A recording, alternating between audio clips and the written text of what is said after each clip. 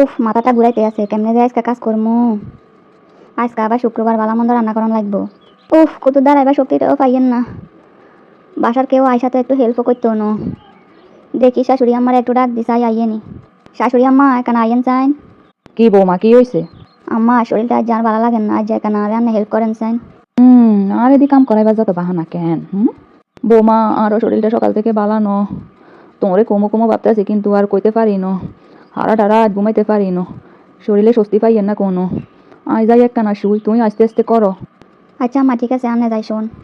এক কাজ করি, জামাইটারে একটু ডাকি, একটা কিছু কইরা দিলে আমার কাজটা একটু আগাইব।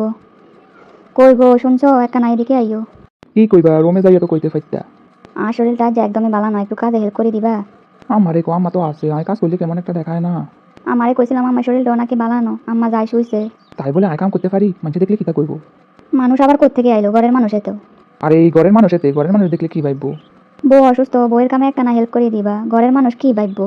আরে কানা রেস্ট করতেও দিবা না নাকি? হ্যাঁ, সারাটা সপ্তাহ অফিসের কাম করি, সকালবেলা যায় সেই রাত্রে আই, শুক্রবার দিন একখানা ছুটি পাই রেস্ট করে বেলাই।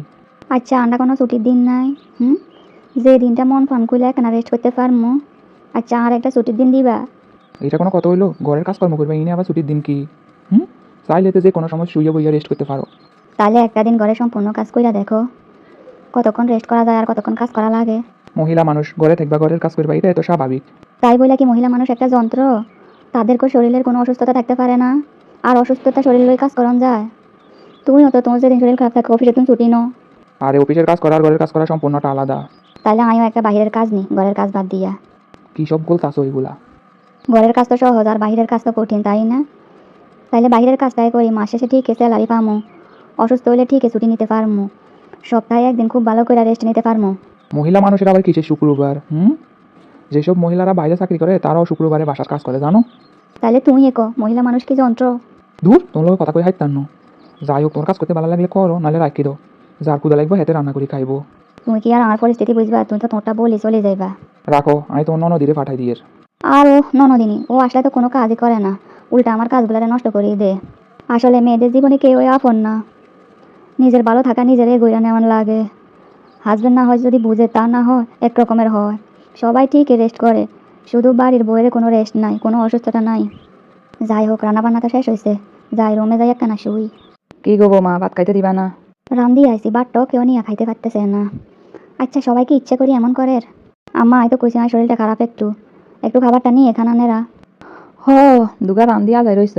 তোমরাই খালি শরীর খারাপ, আন্ডা বুড়ো হয়েছি, আন্ডা শরীর খারাপ হয় না। কই গো, বাত্তার কারি দিবা না নাকি? আচ্ছা, এদের ভিতরে কি কোনো মানবিকতা নাই? খুব খিদা লাগছে, শুক্রবার দিন একটু নামাজ পড়িয়া খিদা লাগছে, খাইয়া ঘুমামু। এই যান্ত্রিক জীবন আর ভাল লাগে না, যেখানে কোনো মানবিকতা নাই সেখানে থাকতে ইচ্ছা করে না। দূর, যে যাই বলুক, আই যাই একখানা সময়, আই আর পাইতেছি না, আর শরীর আর চলেন না।